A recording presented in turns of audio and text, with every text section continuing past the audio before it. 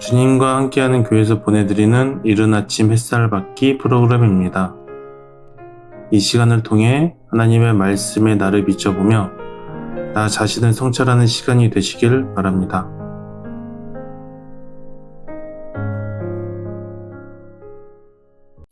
이른 아침 햇살 받기 시간입니다.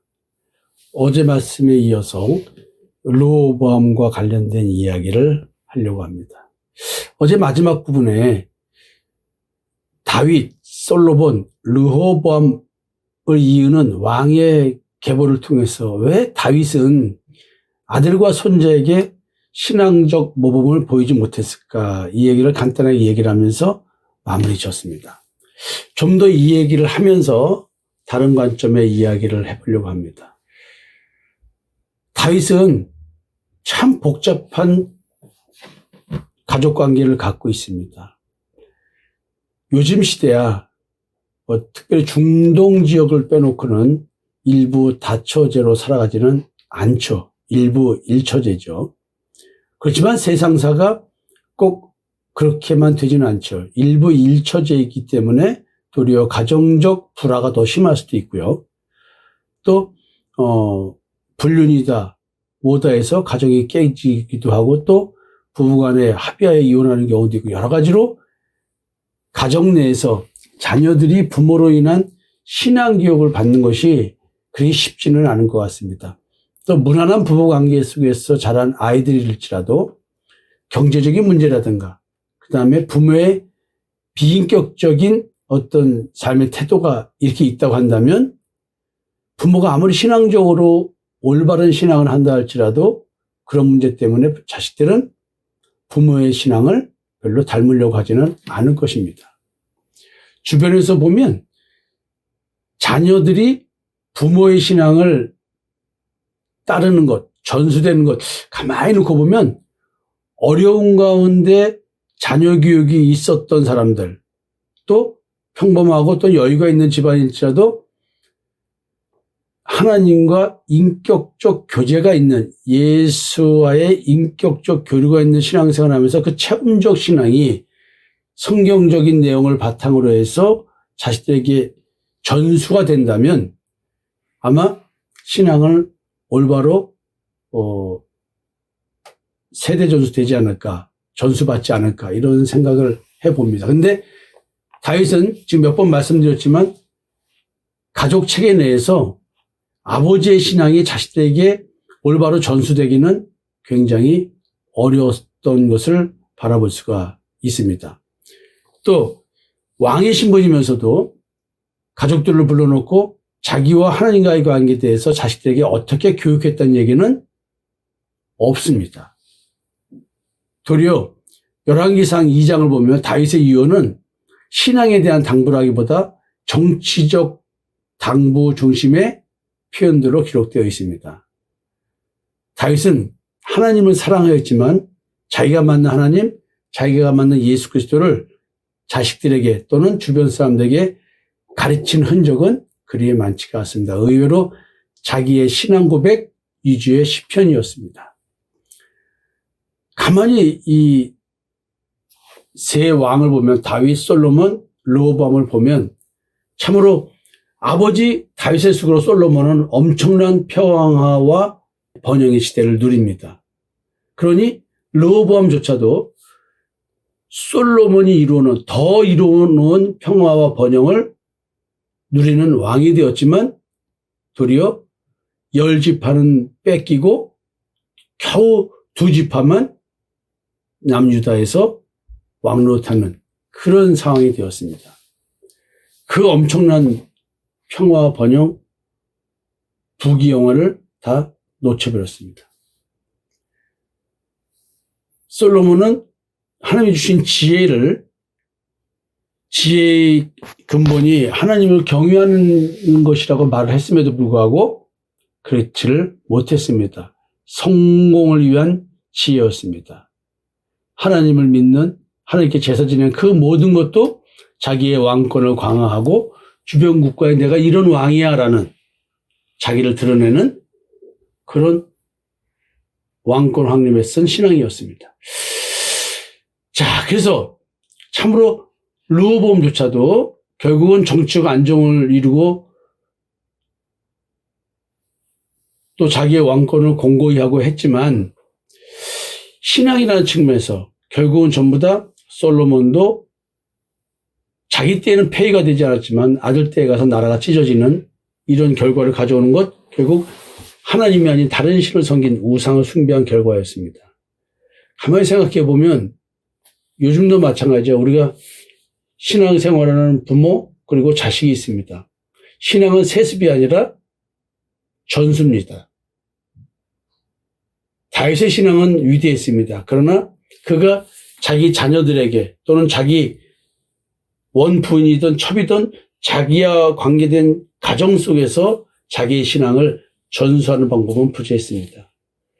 저도 사실은 이 신앙을 전수해 주기 위해서 누가 내게 주신 하나님의 은혜를 전수받을 것인가. 그래서 열심히 성경 공부시키고 또 말씀을 전하고 전수받고자 하면 전수를 줍니다. 여러분들이 전수를 원해야 전수를 주지 내가 원한다고 해서 받아가는 건 아니거든요. 가정은 어쩌면 신앙의 첫 교회이기도 합니다. 저뿐만 아니라 어느 누구도 가정 예배를 드리면서 신앙적 가정이 되길 바라겠죠. 그러나 그것도 행위이지 그렇다고 해서 신앙들이 올바로 자라는 것은 또 아니었더라. 아무리 신앙적으로 올바로 얘기해도 현실의 삶에 매여 있는 자식들이라고 한다면 절대 아버지의 신앙은 전수될 수가 없습니다. 도리어 삐뚤어 나갈 확률이 높습니다. 또 한편으로 보면 다윗은 엄청나게 성공한 왕입니다. 솔로몬은 더더욱 그렇습니다. 르호보암은 그 모든 영광을 이어받았지만 자기 때에 나라가 분열되는 아픔을 겪습니다. 부모의 성공이 곧 자녀의 신앙으로 연결돼서 보장되지는 않는다. 그 풍요로움을 누리고 있어도 신앙 문제는 다르다. 도리어 가난하다면 먹고 사는 것이 힘들어서 하나님만 의지할 수밖에 없다면 차라리 그런 세상적인 걸 통해서라도 하나님을 만날 가능성은 있겠죠. 그러나 먹고 배부르면 그게 아닌 것 같습니다. 또 믿음의 가정은 회개와 순종이 계승되어야 되는데 다윗은 부족한 자기 인생을 통해서 회개를 했지만 솔로몬과 르호보암에게 회개는 찾아볼 수가 없었습니다. 그래서 이게 신명기 6장 7절에 네 자녀를 부지런히 가르치라 그랬는데 이게 자식들도 대가리 크면 가르쳐지지가 않을 겁니다. 자, 그래서 우리가 참 신앙은 내가 아무리 신앙이 좋다고 해도 내 자식한테 그 신앙이 전수되는 것, 이것도 매우 옳은 이야기 같습니다. 자, 오늘은 또 이런 생각을 하나 해보려고 합니다. 11장 13절에서 17절 말씀을 보면은 얼핏 말씀을 드렸는데, 이제 여로보암이 자기 스스로 제사를 지낼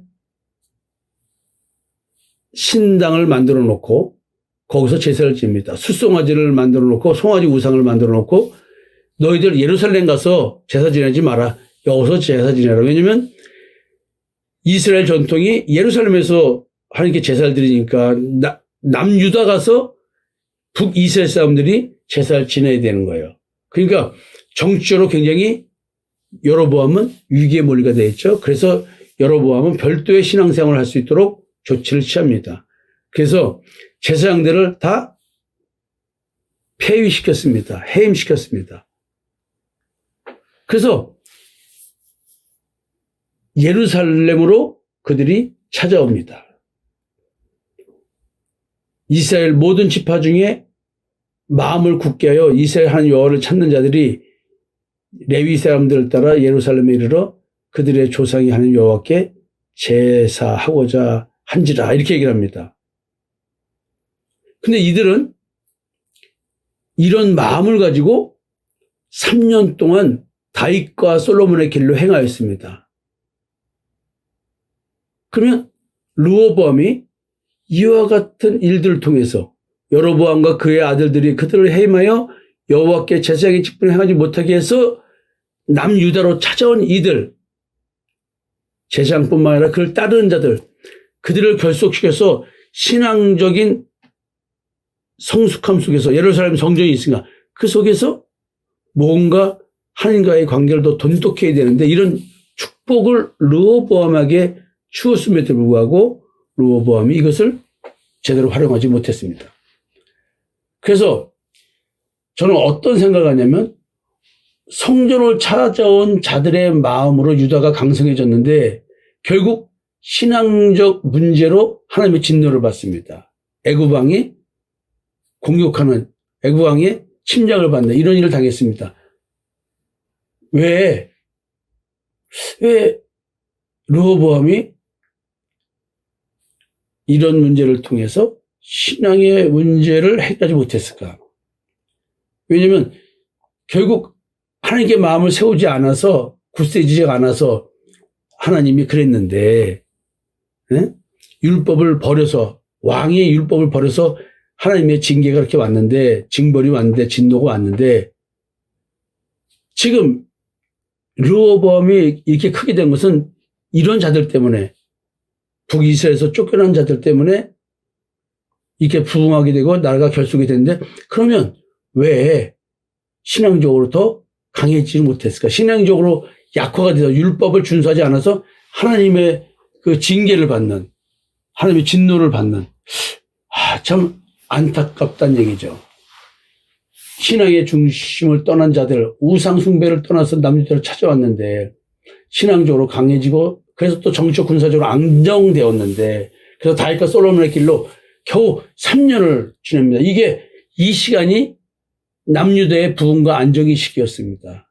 그러나 세력이 강해지니까 하나님의 율법을 버립니다. 자기가 뭔가 잘해서 이 나라를 이렇게 이루었다라고 하는 자기의가 생겼던 모양입니다. 하나님이 뭘 도와줘 내가 했지라는 생각이 컸던 것 같습니다. 신앙적 분위기가 무르익었지만 외부적인 신앙이지 왕 자신의 신앙적 변화는 없었던 것 같습니다. 그래서 하나님은 르호보암 왕에게 여호와 하나님을 인식하라고 애굽 시사왕의 침공을 허락하십니다. 그래서 저는 왜 성전을 찾아온 자들이 그들의 신앙이 왕의 신앙을 변화시키지 못했고 왜 그 제사장들이 왕에게 충언을 제대로 하지 못했을까?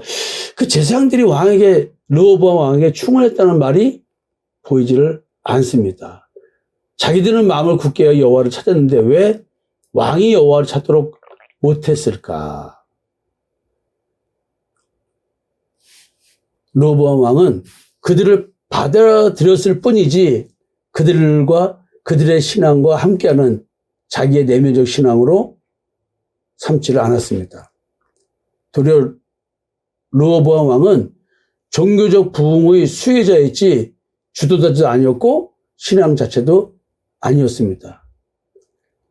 르호보암 왕은 신앙, 즉 하나님과 자기와의 관계에서 나오는 순종하는 왕이 아니라 그냥 종교를 이용해서 나라를 결속시켜서 안정시키는 정치적 안정을 우선시한 그런 왕이었을 뿐입니다. 그래서 결국은 어려울 때는 순종하는 척 했지만 평안할 때 교만해지는 겉보기 신앙이었습니다. 여러분, 우리도 어려울 때는 주여 찾지만 문제가 풀어지고 나면 언제 그랬냐는 듯이 마치 하나님을 배신하시지 은혜를 떠들면서 하나님 중심의 신앙생활, 주권을 맡긴 신앙생활은 하지 않습니다.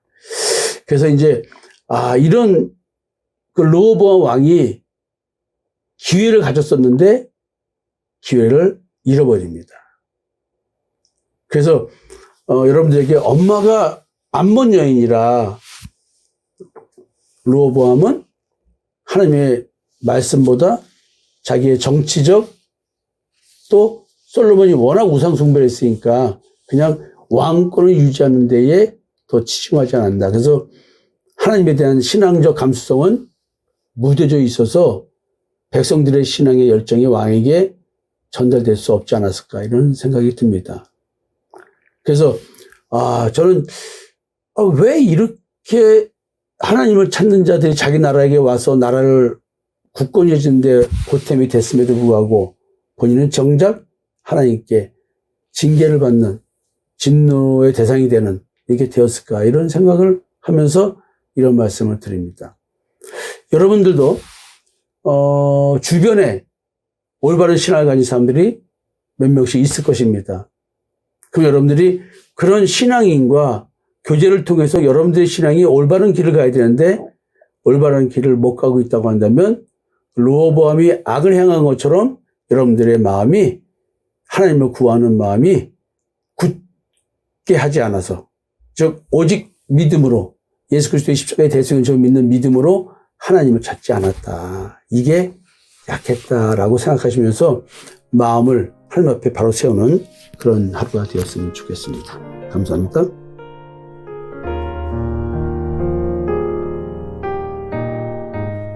지금까지 이른 아침 햇살 받기 프로그램이었습니다. 오늘 하루도 믿음 안에서의 삶을 누리시는 여러분이 되시기를 기도합니다.